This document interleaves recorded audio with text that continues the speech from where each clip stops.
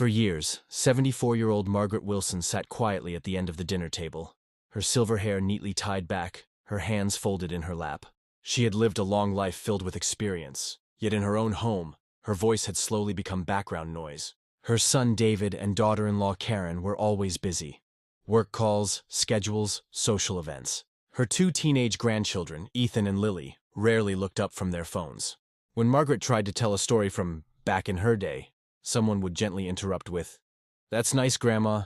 Margaret had once been the backbone of the family. After her husband Thomas passed away 10 years earlier, she had helped raise the grandchildren, cooked every holiday meal, and even contributed part of her savings when David struggled financially. But time has a quiet way of changing positions in a household. The strong become slow, the needed become optional. And little by little, Margaret noticed that decisions were made without asking her, even when they affected her directly.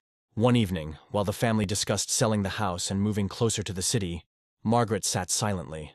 It was her house, the home she and Thomas had paid off decades ago. Yet no one turned to ask what she thought, and that was the moment she decided to write a letter. That night, Margaret sat at her small wooden desk by the window, the same desk where she once helped Ethan practice spelling words, and where Lily colored pictures beside her. She took out a sheet of cream-colored paper and began writing slowly, carefully choosing each word.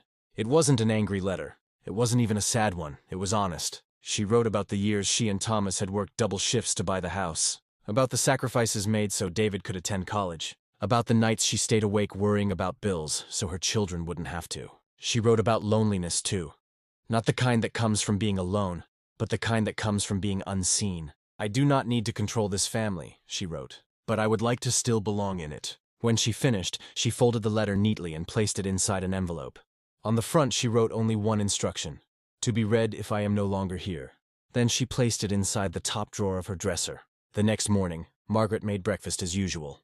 She smiled when spoken to, nodded during conversations, and said nothing about the letter. But something inside her had shifted.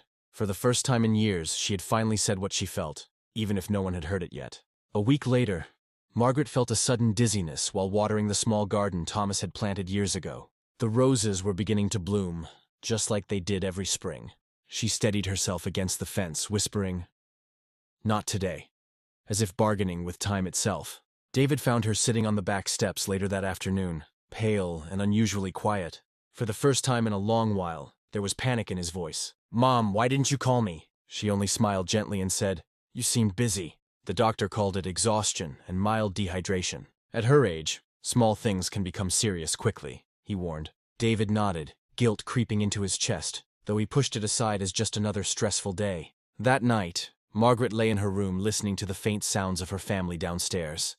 Laughter, television, life continuing as normal. She realized something with surprising calm. Families don't always notice what they still have until they are forced to imagine life without it.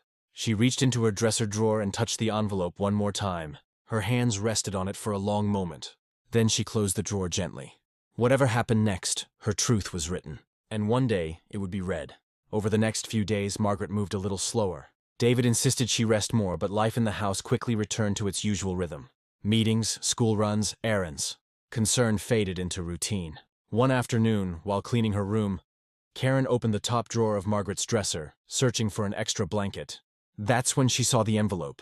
"To be read if I am no longer here." Her heart skipped. Karen hesitated. It felt wrong to open it. Yet something about the handwriting, steady but fragile, made her call David upstairs. Within minutes, the entire family stood quietly in Margaret's room, the envelope resting in David's trembling hands. Margaret was downstairs in the kitchen, humming softly as she prepared tea, unaware of what was unfolding above her. For the first time in years, the house felt still. David slowly opened the envelope, the room filled with the faint sound of paper unfolding. And as he began to read the first lines aloud, the words didn't sound like the voice of a burden. They sounded like the voice of the woman who had built their entire world. "I do not fear growing old," David read, his voice unsteady. "I fear becoming invisible in the home your father and I built with love." Ethan lowered his eyes. Lily slowly sat down on the edge of the bed. The letter spoke of sacrifices never mentioned, of nights Margaret and Thomas skipped meals to pay the mortgage, of how proud she was when David graduated. "Every brick in these walls carries a memory," she had written. "I only hope I am still part of those memories." Karen covered her mouth as tears filled her eyes. She remembered how often she had said, "Mom wouldn't understand," Without even asking, the words now felt heavier than she ever imagined. David paused when he reached the final lines. If one day I am no longer at this table, please remember, I did not need more space. I only needed a little more time with you. His voice broke completely. Downstairs, Margaret carefully placed 4 cups of tea on a tray and slowly walked toward the stairs, wondering why the house had become so quiet. She didn't know that for the first time in years, her family was finally listening, even before she had left them. Margaret reached the top of the stairs, just as David lowered the letter. The tray trembled slightly in her hands when she saw their tear-streaked faces. Is something wrong? She asked softly. David crossed the room in 2 quick steps and took the tray from her hands, setting it aside without a word. Then, in a way he hadn't done since he was a child, he wrapped his arms around her. Mom, I'm so sorry. Karen followed, her voice shaking. We didn't see it. We didn't see you. Ethan and Lily stood awkwardly for a moment before stepping forward, each hugging their grandmother as if afraid she might disappear. Margaret was confused at first. You weren't supposed to read that yet, she said gently. But as she looked at their faces, really looked at them, she saw something she hadn't seen in years. Attention.